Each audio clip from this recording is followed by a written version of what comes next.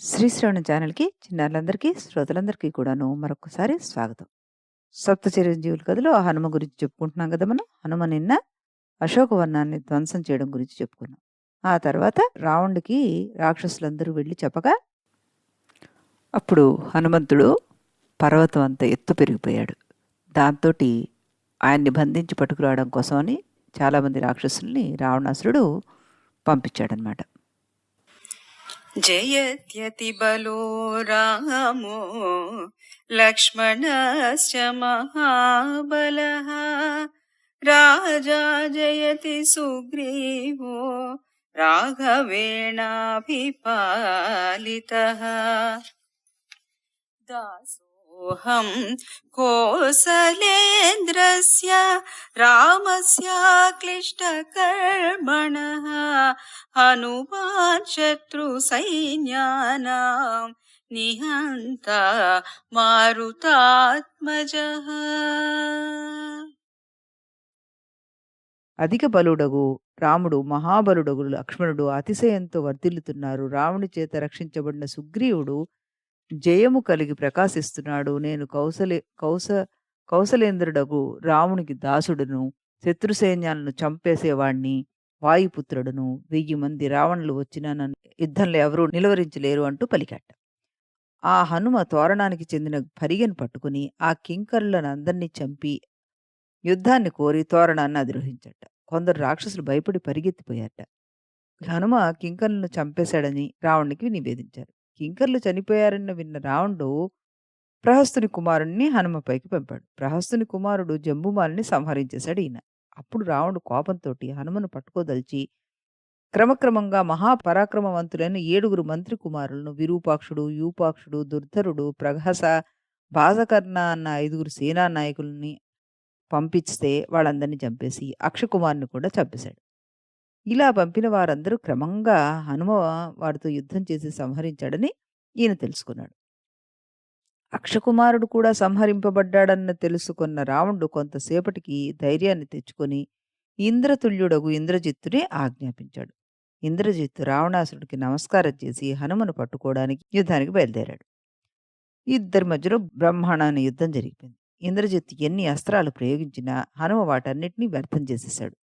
ఎన్ని బాణాలు ప్రయోగించినా ఒక్క బాణం కూడా తగలకుండా ఆకాశంలో హనుమ తిరుగుతున్నాడు. అప్పుడు ఇంద్రజిత్తు ఆలోచించి, ఈ హరివీరుడు అవధ్యుడు, ఇతని వేగాన్ని ఎలాగైనా తగ్గించి పట్టుకోవాలని నిర్ణయించి బ్రహ్మాస్త్రాన్ని ప్రయోగించాడు. ఏ అస్త్రానికి వశము కాకుండా ఉండడం బ్రహ్మ నాకిచ్చిన వరం అని ఆలోచించి, బ్రహ్మ ఆజ్ఞ అనుసారం ఆ అస్త్రానికి కట్టుబడి ఉండాలి అని అనుకుని దానికి కట్టుబడ్డాట. ఈ రాక్షసులు నన్ను బంధిస్తేనే మేలు, రావణుడితోటి సంవాదం చేయొచ్చు నేను అని అనుకుని దానికి లొంగిపోయాడనమాట. అప్పుడు రాక్షసులు కదలిక లేకుండా పడున్న ఆ వానరుని చూసి జనపనారతో గట్టిగా కట్టేశారు. నారలతో కట్టిన హనుమను చూసి ఇంద్రజిత్తు వేరొక కట్టు కట్టినచో బ్రహ్మాస్త్రం యొక్క కట్టు నిలవదు అని గ్రహించాడు.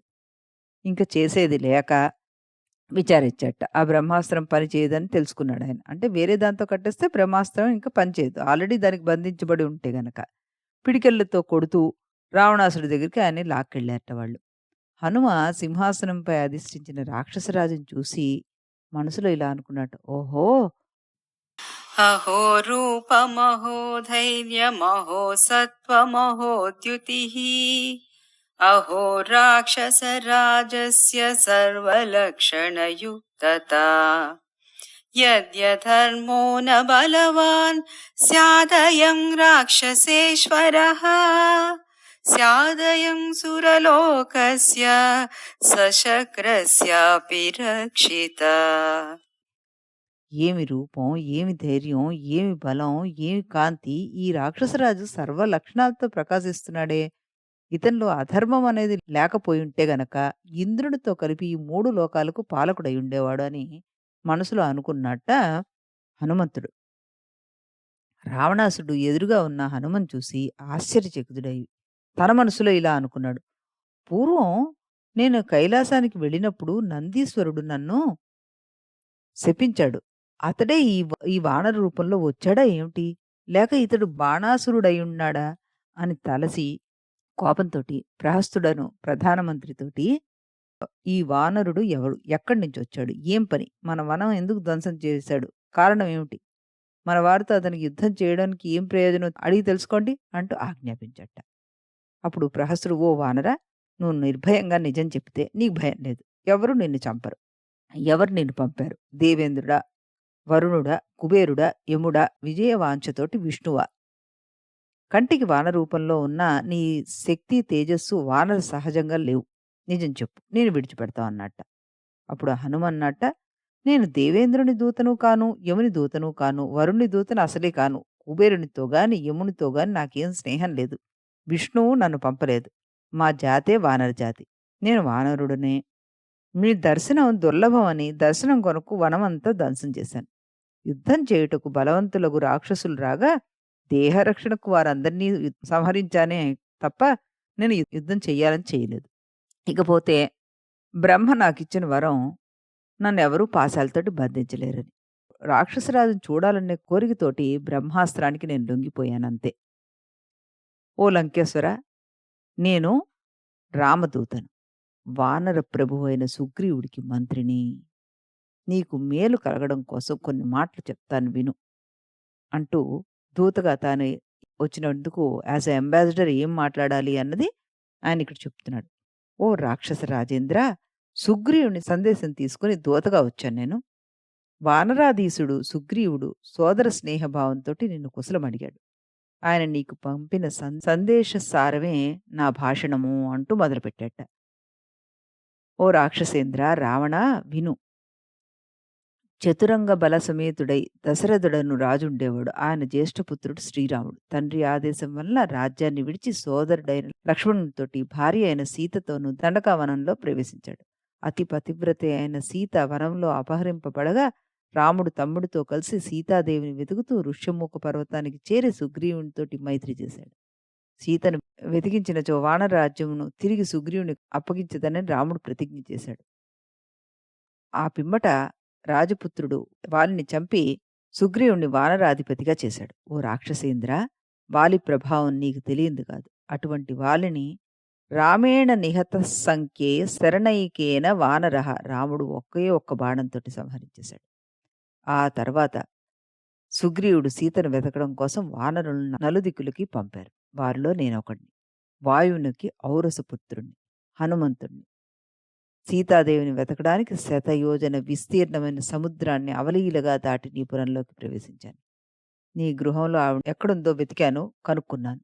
ధర్మార్థ విధుడవు నువ్వు. తపస్వివై ఉండి నువ్వు పరస్త్రీలను ఇలా బంధించుట అయుక్తం కాదా? మహాప్రజ్ఞ! నీ వంటి విజ్ఞులు అపాయకరములు, మూల విచ్ఛేదక కరములైన ధర్మ విరుద్ధ కర్మలయందు ప్రవర్తించరాదు. ఓ దానవేంద్ర! రాముని కోపాన్ని అనుసరించి లక్ష్మణుని చేత విడువబడిన బాణముల ధాటికి తట్టుకొనగలవాడు దేవదానవుల్లో ఎవడున్నాడు చెప్పండి? రాముడికి అపకారం చేసి సుఖపడువాడు ముల్లోకాల్లో ఎవ్వడూ లేడు. కాబట్టి రాక్షసరాజా! త్రికాలాలయందు నీకు హితము కలిగేట్టుగా మాట చెప్తున్నాను విను. సీతని రాముడికి తిరిగి సమర్పించేయి అని సుదీర్ఘ సంభాషణని ఏమాత్రం త్రోటుపాటు లేకుండా చక్కగా అంత మాట్లాడాట. అప్పుడు ఆ తర్వాత ఇంకా ఏమన్నాడు? ఓ రాక్షసేంద్ర! దుర్లభమైన సీతా దర్శనం నాకు లభించింది. ఇక మిగిలిన కార్యం రాముడే నిర్వర్తిస్తాడు. శోకపారాయణురాలైన వనములో కనబడ్డ ఆ సీతాదేవి నీ పాలిట 5 తలల భయంకర సర్పం అవుతుంది. విషమిశ్రితమైన అన్నం జీర్ణం కానట్లుగా సీత దేవాసురులకైనను అలవి కానటువంటిది. అసురేంద్ర! కఠోరమైన తపస్సు చేసి సుదీర్ఘ జీవితాన్ని సంపాదించిన నువ్వు దాన్ని నాశనం చేసుకుంటున్నావు. నువ్వు పొందిన అవధ్యత్వ వరం గురించి నువ్వు విచారించుకో. దేవతల వల్ల, రాక్షస వల్ల నీకు మరణభయం లేదు. కానీ ఆ గణంలో చేరని సుగ్రీవుడి నుండి నీ ప్రాణాలను ఎలా రక్షించుకోగలవు నువ్వు? నువ్వు అనర్చిన ఈ అధర్మం ఫలితం వెంటనే అనుభవించక తప్పదు నీకు. వాలి వదను నువ్వు బాగా గుర్తు తెచ్చుకో. సుగ్రీవుడితోటి స్నేహం చేయడం నీకు స్నేహం. రాముడిని శరణు వేడడం క్షేమం అన్నట్ట. రాక్షసేంద్ర! నీ సమస్త లంకాపురాన్ని నాశనం చేయడానికి నేనొక్కడిని చాలు. కానీ రాముడి నిర్ణయం అది కాదు. తన భార్య అయిన సీతను అపహరించిన వాణ్ణి సంహరించాలని వానరుల సమక్షంలో ప్రతిజ్ఞ చేశాడు. రామునికి అపకారం చేసిన వాడు ఎవడైనా సుఖించలేడు. ఇక నీవెలా బాగుపడతావో చెప్పు. ఓ రాక్షసేశ్వర! నువ్వు ఎవరిని సీత అని తలచి తీసుకొచ్చావో అట్టి నీ వశం ఉందన్న సీత లంకా వినాశిని అయిన కాళరాత్రి అని నువ్వు తెలుసుకో. నీ కారణంగా నీ మిత్రులు, మంత్రులు, జ్ఞాతులు, సోదరులు, స్తుతులు అందరూ నశించిపోగలరు. కాబట్టి వారిని రక్షించుకోవడానికైనా ధర్మ మార్గాన్ని అవలంబించు. ప్రభువైన రాముడు సర్వలోకాలలోనూ చరాచరాత్మకమైన సమస్త ప్రాణికోటిని ఉపసంహరించి మరల యథాతథంగా సృష్టించగలడు. యుద్ధరంగంలో రాముని ఎదుట నిలబడి విక్రమించగలవాడెవడు? రామ కోపాగ్నికి గురి అయిన వాణ్ణి చతుర్ముఖుడైన బ్రహ్మగాని, త్రిపురాంతకుడైన రుద్రుడు గాని, సురనాయకుడైన మహేంద్రుడు గాని రక్షించలేరు. ఓ రాక్షసాధీశా, నా సత్యాన్ని ఆలకించు, సీతను తిరిగి వెంటనే రాముడికిచ్చేసేయి అన్నట్ట. ఈ విధంగా చక్కగా ధైర్యంగా పలికిన హనుమ మాటల్ని విన్న రావణుడు క్షణం కూడా ఆలోచించకుండా వానరుని చంపేయండి అంటూ ఆజ్ఞాపించాడు. మరి అక్కడ వారందరూ వానరుడైన హనుమని చంపేశారా? చంపడానికి ఉద్యుక్తులయ్యారా? ఏం చేశారు? ఇది మనం రేపటి కథలో తెలుసుకుందాం. అంతవరకు సెలవు.